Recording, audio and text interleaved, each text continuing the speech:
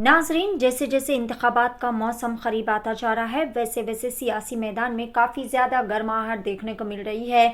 तमाम पार्टीज़ के सियासी कायदीन ने अपनी अपनी कमर कस ली है और हर कोई एड़ी चोटी का जोर लगाकर इस इंतखाबात में अपनी बेहतरीन जीत दर्ज करना चाहते हैं।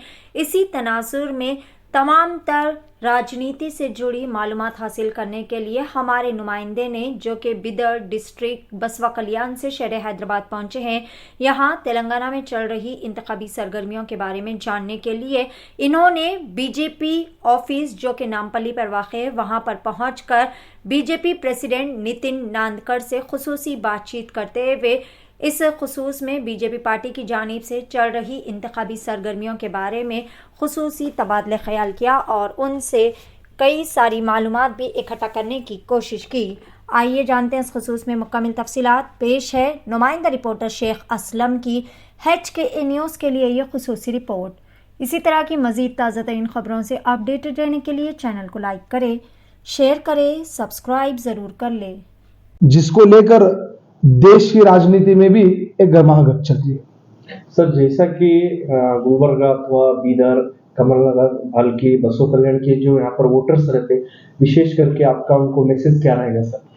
देखिए, देश में हर राज्य में एक दूसरे के राज्य के लोग रहते हैं, लेकिन तेलंगाना में खास करके हैदराबाद में यहाँ पर जो है इसको मिनी इंडिया बोलते हैं। इसलिए बोलते हैं क्योंकि यहाँ पर हर राज्य के लोग रहते हैं, चाहे वो कर्नाटका हो, महाराष्ट्र हो, राजस्थान हो, क्षेत्र के तमाम लोग यहां पर रहते हैं। तो हमारा मकसद क्या है? देखिए, जब आप यहां पर रह रहे तो आपकी जिम्मेदारी है कि आप जहां पर रह रहे वहां पर आपको वोट का मतदान करना होगा। आप यहां पर रहने के बाद यहां की सुविधाओं को, यहां की व्यवस्था को आप इस्तेमाल करने के बाद यहां पर अगर आप वोट नहीं डालते तो मुझे लगता है ये बड़े दुर्भाग्य की पूर्ण की बात है।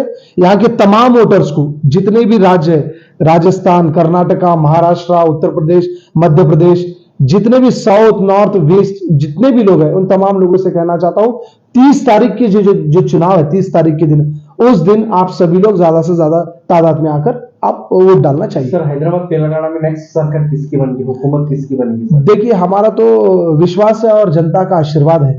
भारतीय जनता पार्टी की सरकार तेलंगाना में बनने जा रही है और बेशक तेलंगाना में भारतीय जनता पार्टी की सरकार बनेगी। देश के प्रधानमंत्री नरेंद्र मोदी जी ने जिस तरह से देश को सबका साथ सबका विकास, सबका साथ सबका विश्वास के माध्यम से देश को विश्व गुरु बनाने के लिए निकल पड़े, उसी तरह से भारतीय जनता पार्टी भी तेलंगाना के जनता के आशीर्वाद के माध्यम से यहां पर हम सरकार बनाएंगे और यहां की जनता की सेवा करने के लिए हम तैयार हैं। जैसा कि सर, जो भारतीय जनता पार्टी के शासक श्रीमान श्री राजा सिंह साहब के AIMIM के उनके खिलाफ में कैंडिडेट क्यों नहीं उतारा गया, आपका प्रत्युत्तर क्या रहेगा? देखिए, मैं सबसे पहले तो ये कहना चाहता हूं कि AIMIM जो पार्टी है उसके जो मुखिया है, असदुद्दीन ओवैसी हो या अकबरुद्दीन ओवैसी हो, वो भारतीय जनता पार्टी से डरते हैं वो लोग। क्योंकि आज गोशामैल विधानसभा में वो सीधे सीधे तो अपना कैंडिडेट नहीं छोड़े, BRS को सपोर्ट कर जो BRS का यहां पर कैंडिडेट है, जिसको नंदू बिलाल कहते हैं, वो कहता है कि इंटरव्यू में मेरा भगवान असदुद्दीन ओवैसी है, और वो कहता है कि मेरे को जो टिकट दिया है वो असदुद्दीन ओवैसी ने दिया है। जब BRS पार्टी को आप टिकट देते हैं तो मैं असदुद्दीन ओवैसी हो, अकबरुद्दीन ओवैसी हो, MIM पार्टी से ये पूछना चाहता हूं, क्या आपके पार्टी में दम नहीं है, या आपके पार्टी में वो लीडर नहीं है, या आपके पार्टी में वो क्षमता वाले कार्यकर्ता नहीं है कि गोशामैल में आपके पार्टी का उम्मीदवार क्यों नहीं है? यह सवाल Bharatiya Janata party MIM party से पूछना चाह रही है। आप BRS के कैंडिडेट को सपोर्ट कर अगर BRS और MIM मिलकर आप गोशामैल को जीतना चाहते और ऐसा समझते तो मैं समझता हूं कि आपकी जो ये नाकामियां है 7 जन्मों तक भी पूरी नहीं होगी। सर, और विशेष करके तेलंगाना हैदराबाद के महान जनता को आपका मैसेज क्या रहेगा? मैं तेलंगाना के उन तमाम जनता से कहना चाहता हूं, देखिए, आज देश में अगर आपको तरक्की करना है, अगर देश को तरक्की करना है, युवाओं को आगे जाना है, महिलाओं को सुरक्षित रखना है, बूढ़े बुजुर्गों को आगे चलकर अपने आप को स्वस्थ सुरक्षित रखना है, तो आपको आपकी जिम्मेदारी उस माध्यम से पूरी होती है जब आप पार्टी को वोट देते हैं, सरकार बनती है, सरकार के माध्यम से सरकार आपकी सेवा करती है। तो उन तमाम लोगों से कहना चाहता हूं, चाहे वो युवा हो, महिला है, बूढ़े हो, बुजुर्ग हो, आप सभी से, और खासकर जो 18 साल के जो नए नए नौजवान हैं जिनका पहला वोट है, मैं ये नहीं कहूंगा कि आप भारतीय जनता पार्टी को डालना है, लेकिन मैं ये कहूंगा कि आपकी जिम्मेदारी है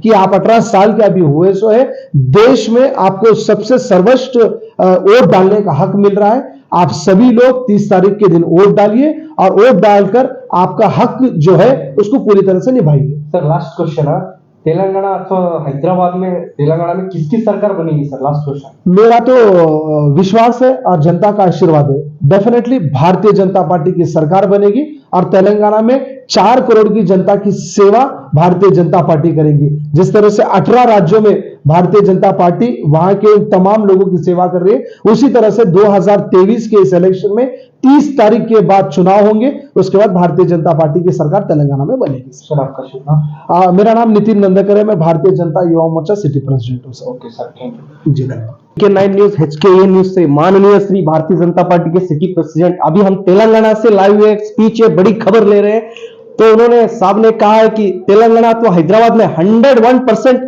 बीजेपी सरकार बनेगी और बीजेपी के ही भारतीय जनता पार्टी के सीएम बनेंगे बोल के हमारे BK9 न्यूज HK न्यूज से अभी लाइव उन्होंने बातचीत की है। देखते रहिए BK9 news HKA news, Karnataka, Maharashtra, Telangana, हर कदम हर वक्त आपके साथ।